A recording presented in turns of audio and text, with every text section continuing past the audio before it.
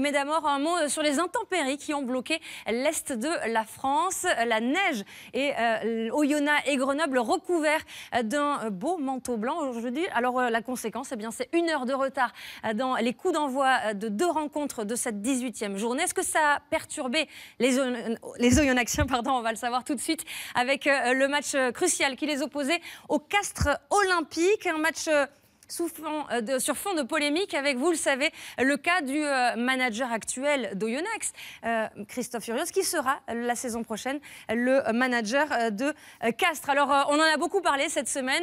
Est-ce que ça a perturbé les joueurs d'Oyonnax et est-ce que le manager a dû faire une mise au point, Philippe Groussard?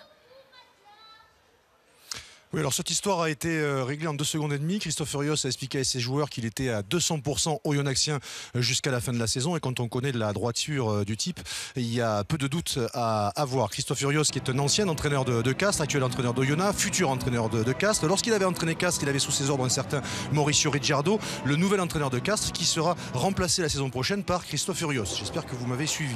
Début de rencontre avec, dès le début, sur la première touche, une première faute de la part des Oyonnaxiens. On vient sur le côté sur cette tentative de grouper pénétrant de la part des Castrés. Pénalité donc en faveur de Castres. Julien Dumora va se charger des buts au cours de la soirée. Il va passer 2 pénalités pour permettre aux Castrés de mener 6-0 en début de rencontre sur la pelouse d'Oyonnax.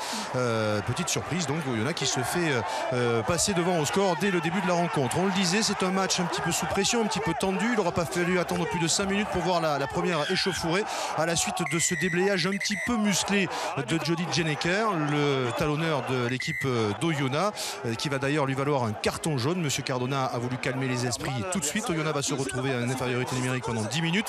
Finalement, sans conséquence, mais Christophe Furios, le manager d'Oyonnax, n'est pas complètement satisfait, surtout qu'en l'absence de son ouvreur habituel, Urda Pilleta, le buteur de ce soir, Régis Lespinasse, n'est pas en réussite. Il va rater 3 tentatives durant cette première mi-temps et c'est Oyonnax qui est toujours mené 6-0. Oyonnax qui domine quand même cette première partie de match. On les retrouve ici après la sirène de cette première période à quelques mètres de la ligne d'en-but de Castres avec une mêlée dominatrice, mais l'on sort pour Urda Pilleta qui sert Lespinasse qui va se racheter et va marquer le premier essai de ce match entre les perches. Premier essai en faveur d'Oyonnax qui permet aux Oyonnaxiens de virer en tête à la pause 7 points à 6 avec au passage une petite erreur défensive de la part de la paire de centre castraise. Du coup, une petite moue de Mauricio Ricciardo. Urda Pilleta, lui, peut regarder sereinement ce match depuis les loges puisqu'il voit son équipe dominer à la fois territorialement et en termes de possession.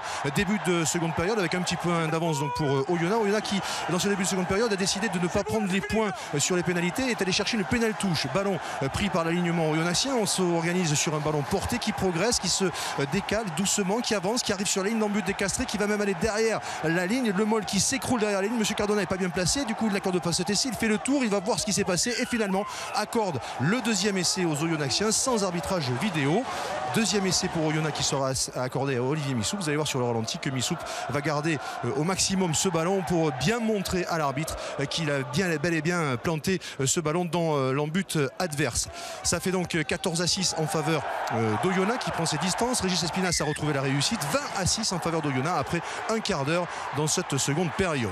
On se retrouve maintenant à un quart d'heure de la fin de ce match avec un ballon rendu par les Oyonnaxiens, avec les Castrés qui récupèrent ce ballon grâce à Dupont qui essaie de slalomer dans la défense d'Oyonnax. Il va être finalement repris, passe par le sol, mais le ballon est gardé par les Castrés. Combezou qui est entré en jeu en position de demi-mêlée qui alerte Babillot. Nouveau point de fixation. Le ballon qui sort en faveur encore des Castrés avec Dupont qui va écarter ce ballon. Un ballon qui va aller jusque dans les mains de Rémi Grosso. Grosso qui accélère, qui voit une brèche dans la défense d'Oyonnax. Il est repris, mais il a le soutien de Thomas Combezou qui va aller marquer le premier essai de Castres à un quart d'heure de la fin. Le match est complètement relancé. Castres qui revient à 7 longueurs seulement d'Oyonnax. Oyonnax qui ne mène plus que 20-13 après ce 6e essai de la saison pour Thomas Combezou. C'est le meilleur marqueur de cette équipe de Castres. Castres qui revient à 7 longueurs, 20-13 donc en faveur d'Oyonnax alors qu'il reste un quart d'heure à jouer, mais les Oyonnaxiens vont reprendre leur domination. Les Castrés vont à nouveau commettre des fautes, être sanctionnés et les Castrés ne vont pas réussir à marquer. Au contraire, c'est Régis Lespinasse qui rajoute 3 points pour donner une victoire définitive à cette équipe d'Oyonnax face à Castres, 23-13. L'équipe de Christophe Furios s'impose une nouvelle fois à domicile, 23-13 face à Castres. Castres qui repart bredouille. Les Castrés qui n'ont toujours pas pris le moindre point à l'extérieur en déplacement depuis le début de la saison, et le nouvel entraîneur de Castres, Mauricio Ricciardo, reconnaissait d'ailleurs à la fin de cette rencontre la supériorité de ses adversaires. Les 5 minutes de la première mi-temps et les 5 de la deuxième mi-temps, on prend 14 points. Et après, c'est difficile. Oyo, il a mis la main sur le ballon. Ça a mis sous pression tous les matchs. On a bien défendu, mais c'est mérité quand même la victoire de Oyo. La victoire des hommes de Christophe Furios. Justement, on a retrouvé le manager, l'actuel manager d'Oyonnax, futur manager de Castres à la fin de ce match. Et Jean-Baptiste Asculier lui a posé la question, est-ce que ça vous a perturbé cette situation ambiguë avant ce match? Écoutez-le. Ça m'a tracassé, évidemment que ça m'a tracassé forcément, c'est pas évident, ça m'a même fait choper la grippe.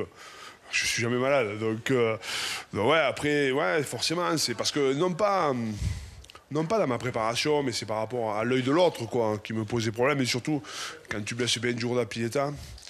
Donc voilà, donc j'ai montré encore une fois, et l'ensemble du staff et du club a montré qu'on était capable de penser droit et que rien ne nous faisait changer, quoi, finalement. Après, je suis également un entraîneur heureux parce que je suis content d'aller à Castres, hein, vraiment. Donc, si on est en top 14, ça sera bien, on continuera à bâtir. Si on est en Pro D2, il va falloir repartir au combat, mettre le bleu de chauffe. Hein, je ne l'avais pas imaginé, mais bon, voilà, il reste encore beaucoup de points. Et si ça devait arriver, on repartira au combat.